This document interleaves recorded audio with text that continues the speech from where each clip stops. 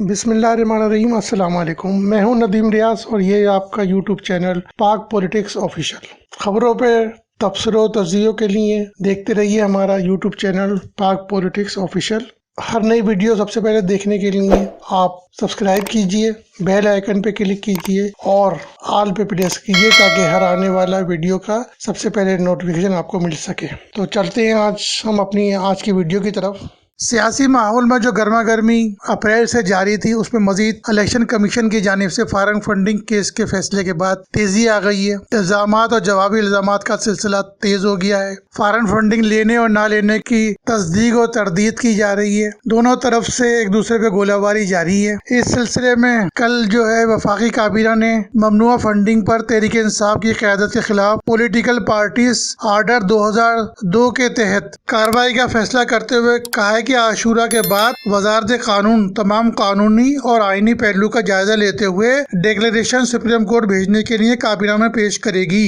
فارغ funding case کی تحقیقات FIA کرے گی۔ وفاقی وزیر اطلاعات مریم اورنگزیب نے کہا کہ پولیٹیکل پارٹیز آرڈر 2002 اور الیکشن ایکٹ 2017 کے تحت حکومت آئین اور قانون کے مطابق اس پر عمل درآمد کرائے گی۔ کیس اکبر ایس بابر الیکشن کمیشن میں لے کے گئے تھے، اس لیے اس کا مسلم لیگ نون حکومت وقت سے کوئی تعلق نہیں۔ تحریک انصاف غیر ملکی امداد دینے والی پارٹی ڈکلیئر ہوئی ہے۔ جمعرات کو وزیر اعظم شہباز شریف کے زیر صدارت وفاقی کابینہ کا اجلاس ہوا، جس میں PTI ممنوعہ فنڈنگ کیس کے فیصلے کی روشنی میں آئندہ کے لائے عمل پر مشاورت کی گئی۔ اجلاس کے بعد میڈیا کو بریفنگ دیتے ہوئے مریم اورنگزیب نے کہا کہ حکومت نے الیکشن کمیشن کے فیصلے کے مطابق ڈکلیریشن سپریم کورٹ بھجوانے کا اصولی فیصلہ کر لیا ہے۔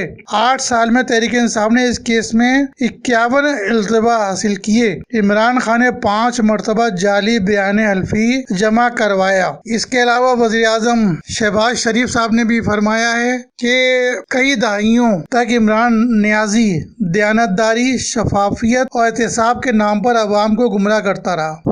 فارغ فنڈنگ کیس کے فیصلے نے اس کا بھانڈا پھوڑ دیا۔ اتحادی حکومت اسے منطقی انجام تک پہنچائے گی۔ جمعرات کو اپنے بیان میں انہوں نے کہا کہ فارغ فنڈنگ کیس کے فیصلے نے ثابت کر دیا ہے کہ عمران خان کی اصل حقیقت کیا ہے۔ دراصل وہ ایک مکار آدمی ہے۔ دوسری طرف PDM نے توشہ خانہ ریفرنس کے حوالے سے سابق وزیر اعظم عمران خان کو نااہل قرار دینے کے لیے الیکشن کمیشن میں ریفرنس دائر کر دیا۔ رکن قومی اسمبلی بیرسٹر محسن شاہ نواز رانجھا نے نااہلی کے لیے ریفرنس بھیجا۔ چیف الیکشن کمشنر سکندر سلطان راجہ کو جمع کرایا گیا، جس پر قومی اسمبلی کے اراکین آغا حسن بلوچ، صلاح الدین ایوبی، علی گور خان، سید رفیع اللہ آغا اور سعد وسیم شیخ کے دستخط تھے۔ ذرائع کا کہنا ہے کہ انہیں ریفرنس کی کاپی اسپیکر قومی اسمبلی کو بھیج دی ہے۔ PDM نے ریفرنس میں موقف اختیار کیا ہے کہ عمران خان نے توشہ خانے سے ملنے والے تحائف اثاثوں میں ظاہر نہیں کیے۔ عمران خان کو آئین کے آرٹیکل 62(1)(f) کے تحت نااہل قرار دیا جائے۔ دوسری طرف عمران خان صاحب نے کل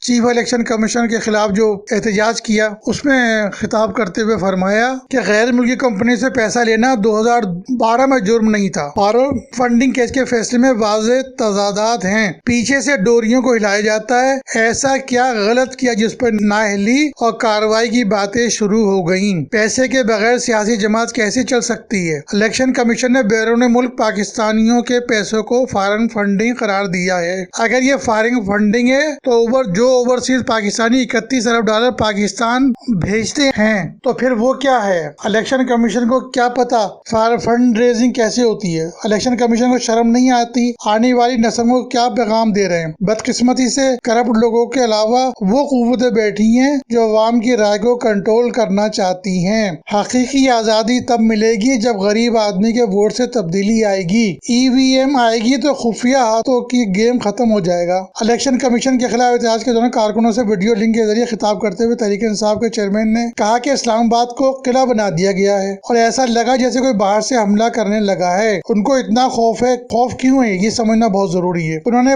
25 مئی کو ظلم کیا، کبھی نہیں بھولوں گا۔ دھاندلی کے ذریعے باوجود یہ ضمنی الیکشن ہار گئے۔ چیلنج کرتا ہوں، مظفر گڑھ کی سیٹ کو جب بھی کھولا جائے گا دھاندلی سامنے آئے گی۔ ہماری پارٹی توڑنے کے لیے بھی پیسہ چلایا۔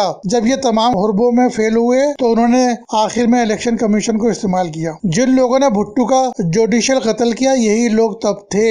ان کو خوف ہے، قوم آزاد ہو رہی ہے اور سنبھالی نہیں جا رہی۔ الیکشن کمیشن کو ایسا بنا दिया है जिसके जरिए हुकूमतों को कंट्रोल किया जाता है। ये इलेक्शन के जरिए सीटें देकर पार्टी को कंट्रोल करते हैं। फलाने को इतनी और फलाने को इतनी सीटें दे दो। ये लोग हकीकी जमहूरियत नहीं आने देते। उन्होंने क्या कहा, शहबाज शरीफ ने अदालत में कहा कि नवाज शरीफ वापस आ जाएंगे, उसको बयान हल्फी कहते हैं। सर्टिफिकेट का मतलब बिल्कुल मुख्तलिफ है। इलेक्शन कमीशन ने चोर बाप बेटे को इलेक्शन लड़ने की इजाजत दी। मुझे शर्म आती है ऐसे लोग फैसला करते हैं। बैरूनी आकाओं के मुताबिक हमें ये गुलाम रखना चाहते हैं। ये सारा ड्रामा हमें गुलाम रखने के लिए किया जा रहा है। ये जो मर्जी हुर्बे इस्तेमाल करें, बेदारी और शऊर का जिन वापस नहीं आएगा। शैतान के चेलों से जंग आराम से नहीं जीती जाएगी। आप सबने मेरा साथ मिलकर जदोजहद करनी है। तो इमरान खान साहब इशारों किनारों में जिन लोगों की डोरियां हिलाने की बात कर रहे हैं, ये वही लोग हैं जो आज जो इमरान खान साहब न्यूट्रल कहते हैं। हालांकि उस वक्त न्यूट्रल नहीं थे और बिल्कुल सही कहा इन्होंने कि यही फैसला करते हैं कि इसको इतनी सीटें दे दो, इसको इतनी सीटें दे दो। तो 2018 में भी यही फैसले किए गए थे कि पीटीआई को इतनी सीटें दे दो और उसी वजह से इमरान खान साहब इख्तिदार में आए थे। उनको लाने वाले,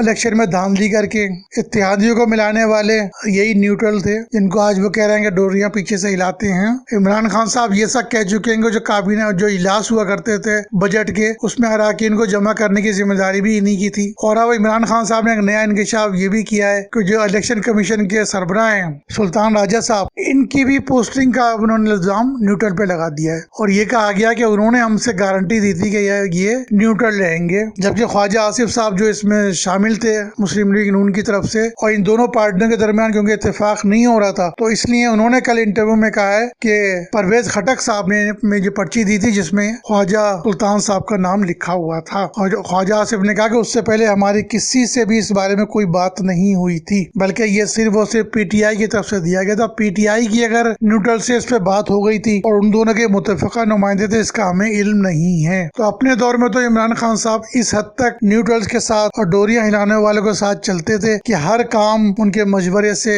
ही किया करते थे। पोस्टिंग तब उनकी मर्जी से होती थी, जिसका उन्होंने खूब एतराफ कर लिया है और आज जाके वो उन पे इल्जाम लगाते हैं कि वो डोरियां हिला रहे हैं। तो अपना मकसद हासिल करने के लिए इमरान खान साहब ने इनको साथ मिलाया और अब जब मकसद निकल गया और अब वो कहते हैं कि ये डोरियां हिला रहे हैं। देखते हैं आगे ये ऊँट किस करवट बैठता है। इमरान खान साहब की नाअहली के बारे में क्या फैसला आता है और पाकिस्तानी सियासत क्या रुख इख्तियार करती है इमरान खान साहब और पीटीआई के बगैर। अस्सलाम वालेकुम।